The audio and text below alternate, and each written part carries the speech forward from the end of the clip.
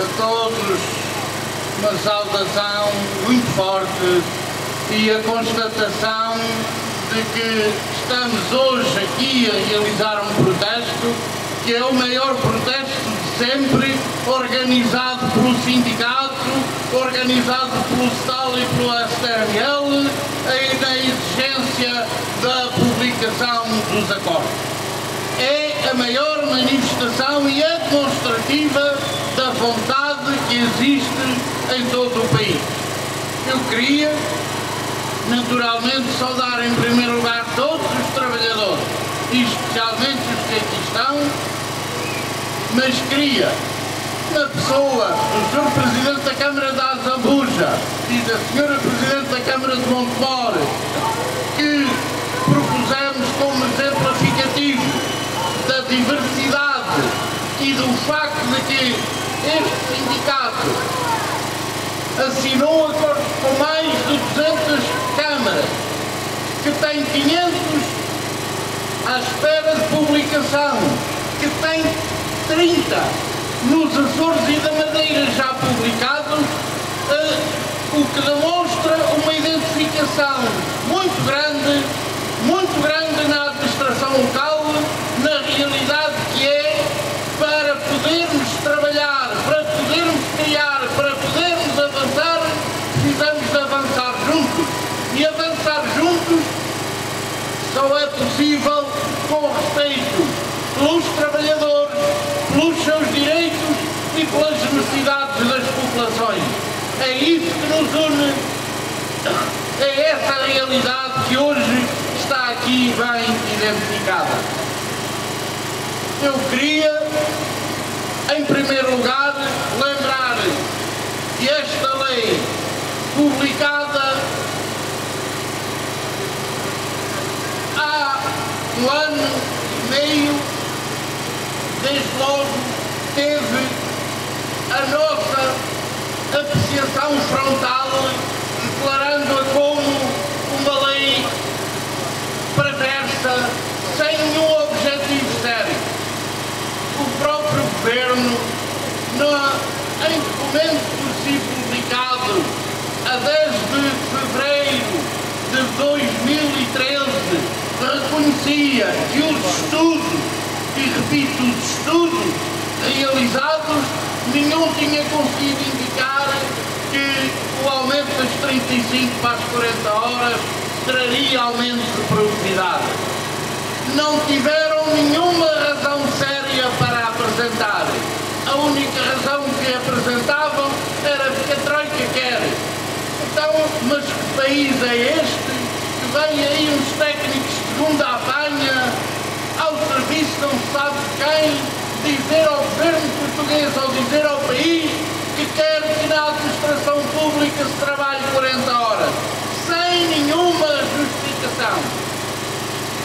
De facto, aquilo que demonstrou é que o governo tinha um objetivo que não era um objetivo claro, que é um objetivo obscuro, e só é obscuro porque eles não querem afirmar que o que querem é pôr os trabalhadores à disposição do setor privado, destruir a administração local, atacar os fundamentos da democracia. É por isso que esse era um objetivo obscuro e não podia ser tornado público.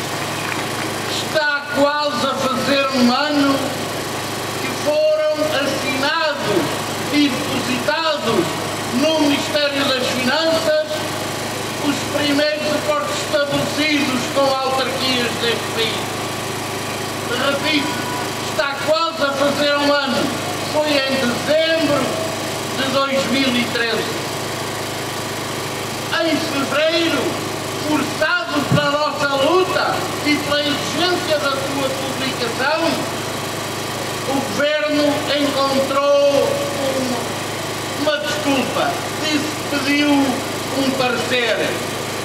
E em maio, com um parecer em seu poder, continuava à espera de dizer e a arrecadar sucessivamente, congelando, demonstrando falta de seriedade, falta de respeito pela democracia, pelos autarcas, pelos trabalhadores, pois acumulava acordos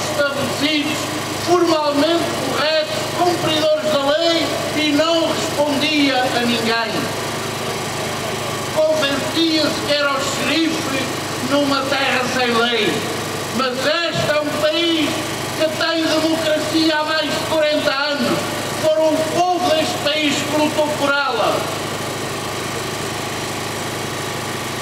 Em agosto, 4 meses depois de ter esse parecer, reúne connosco e reconhece que tem 400 acordos prontos. São palavras do secretário de Estado. Estão prontos. Ora, se dos que estão prontos para publicação. Quer dizer que foram revistos, foi confirmado que estão formalmente corretos e estão prontos.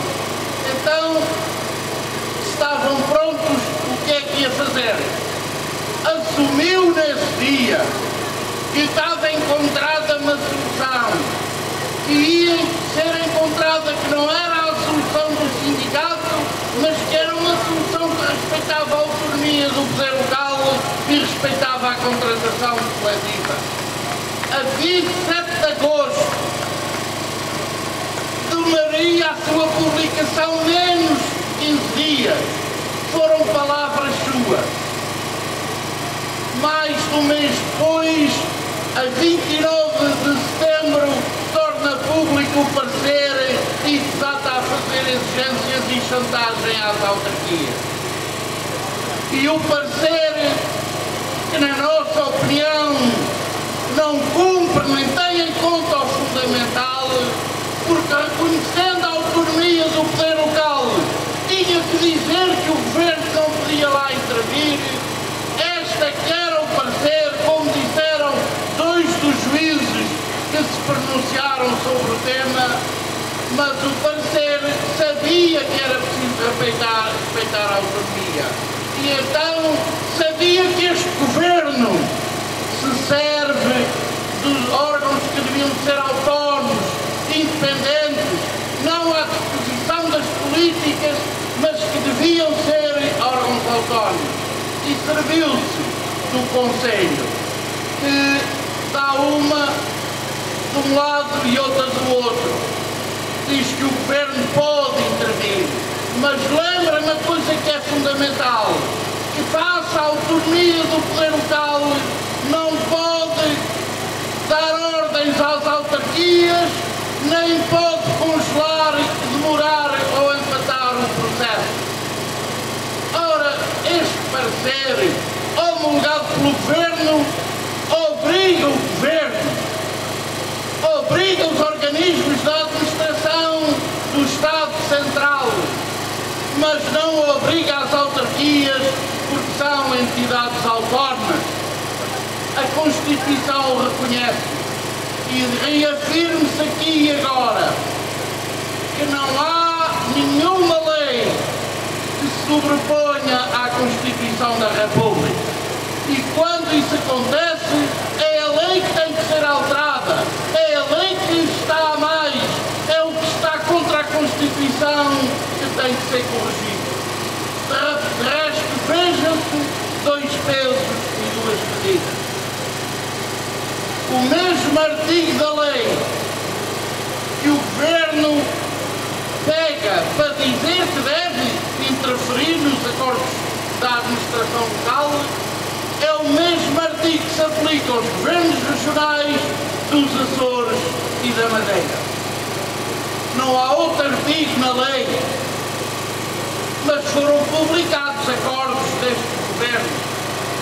Mas foram publicados acordos nas câmaras. Então qual foi a diferença?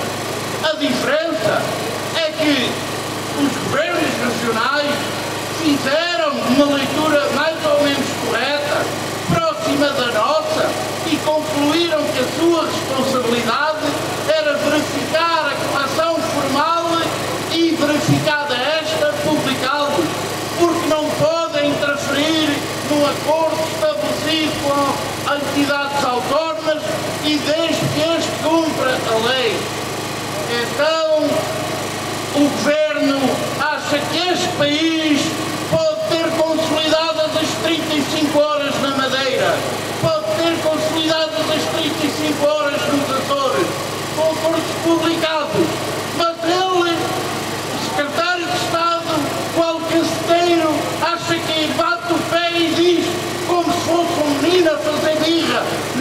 gente tem que intervir e trata a agarrar em acordo. Estão lá, estavam formalmente corretos, estavam prontos, como ele disse em agosto, e a devolvê-los à Câmara, às câmaras e às freguesias, a dar ordem, a dizer isto é para voltar à primeira forma, deitem isto fora. Mas o que é que este governo pensa? Que é um mau mestre de escola com alunos incompetentes? Não! Vivemos em democracia, os trabalhadores, os eleitos, a existência de um poder local democrático são a prova de que esta democracia existe e que tem que ser respeitada. Queria aqui fazer uma chamada de atenção para um parecer da Associação Nacional de Municípios que nós consideramos extremamente exemplificativo. Este parecer foi assumido e entregue pela Associação à Assembleia da República quando do Orçamento do Estado.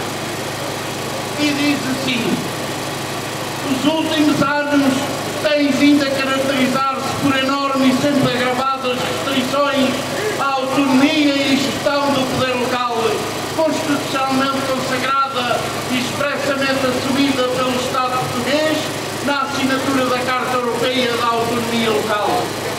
Começando pela exclusão das autarquias em relação à utilização de qualquer parcela dos 78 mil milhões de euros de empréstimos do FMI, UE e BCE, a famosa Troika, que vai impor condições às autarquias, mas de quem o Governo ficou com as questões que vieram, o Governo ignorou as autarquias.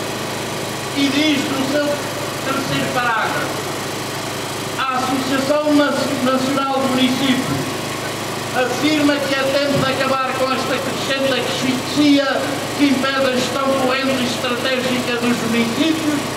Esta política que trata as autarquias locais como órgãos concentrados do governo tem de terminar, bem como as intromissões na gestão local, repondo-se a autonomia da gestão do poder local, gerida pelos que para tal foram eleitos. Este parágrafo faz ainda uma afirmação de forma correta que nós temos continuamente salientado e diz: constitucional e legalmente, os municípios não são executores das políticas dos governos, têm de ser executores das suas próprias políticas locais conforme os interesses de cada comunidade legal. Está aqui bem exemplificado que a insistência, a prepotência com que trata estes acordos não tem cabimento no Portugal de Abril. Mas, entretanto, ainda queria salientar só 4 linhas. No quarto parágrafo diz: entretanto, nem sequer o Governo pode invocar que os municípios estejam a obstar ao desenvolvimento das políticas nacionais. De facto, o próprio relatório do Orçamento de Estado, anexo à PLOE 2015, constata que o estoque de pagamentos em atraso passou de 1.613 milhões de euros no final de 2011 para 670 milhões de euros no final de 2013.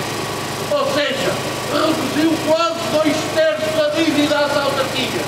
E o Governo fez o quê? Passou no mesmo período a dívida do Estado português de mais de 90 milhões para mais de 130 milhões.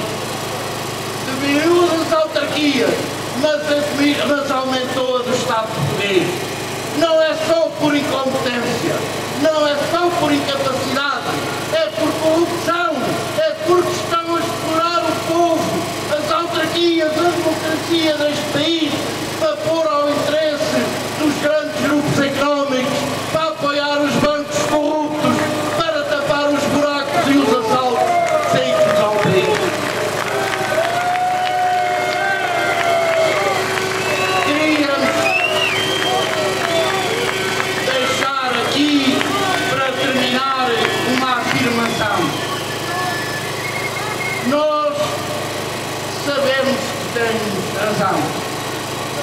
nós sabemos que estamos a lutar por situações justas e legais, mas queríamos afirmar